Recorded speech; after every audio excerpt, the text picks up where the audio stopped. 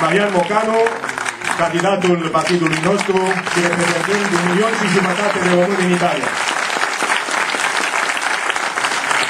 Mulțumesc tuturor! Pentru mine este o onoare să fiu în mijlocul dumneavoastră. Este o onoare să fiu candidatul Partidului Socialist Democrat din România la Senatul României.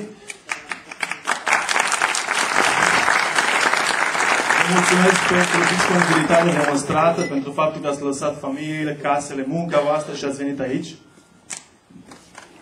Vă mulțumesc tuturor încă o dată și sper că împreună să reușim să câștigăm aceste alegeri. Sunt convins că o vom face.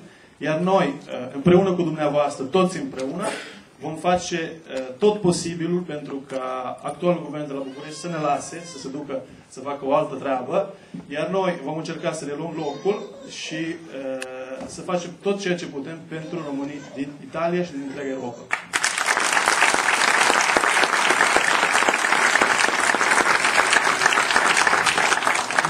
Nu doresc să mă repet, să mai spun ceea ce s-a spus. Dar în Italia intenția noastră este de a ne concentra asupra daunelor de imagine pe care le-a creat mass media italiană comunității românești din Italia. Știți foarte bine că puțin timp în urmă era o problemă să ieși pe stradă și să spui că ești român. Vom încerca să combatem această situație. Va trebui să intensificăm colaborarea cu asociațiile românești din Italia. Va trebui să intensificăm colaborarea cu Ministerul Învățământului din Italia, întrucât sunt 100.000 de copii români care sunt și merg la școală în Italia. Acești copii trebuie să învețe limba română, să aibă profesori de limba română care învață limba română de când sunt mici.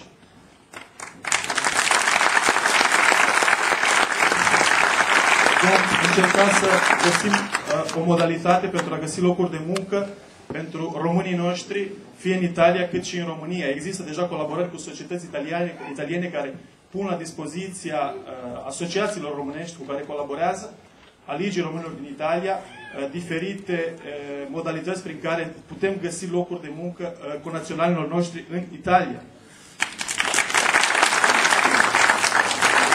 De asemenea, am discutat și cu domnul Joana și cu domnul Titus problema taxelor consulare.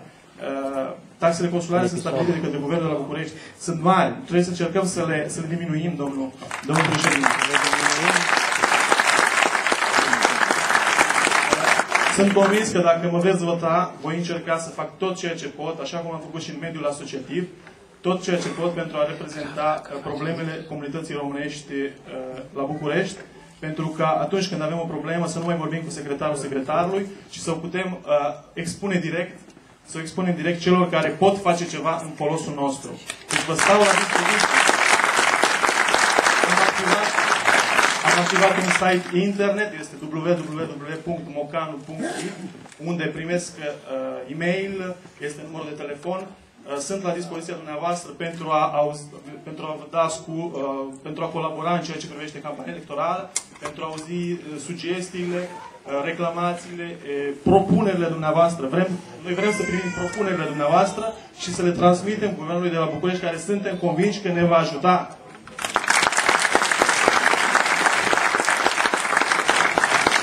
Eu nu am un discurs preparat. Deci, cum vă spuneam, dorința mea este ceea de a continua linia pe care am urmat-o în mediul asociativ, adică m-am pus la dispoziția comunității românești împreună cu mulți colegi de-ai mei, cărora încă o dată le mulțumesc pentru tot ceea ce au făcut pentru conaționalii noștri. Și, cum vă spuneam, vă pun la dispoziția comunității românești într-o altă haină, cea de politician, sperând că în acest mod, cu siguranță în acest mod, vom reuși să facem mult mai multe lucruri pentru connaționalii noștri care, într-adevăr, în Italia au probleme. Nu trebuie să se mai întâmple să se întoarcă un copil de la școală plângând pentru că a fost jignit pentru că este român. Așa ceva nu trebuie să se mai întâmple. Au fost multe cazuri în care am întâlnit mame de copii care îmi spuneau: ascultă-mă, nu știu ce să fac.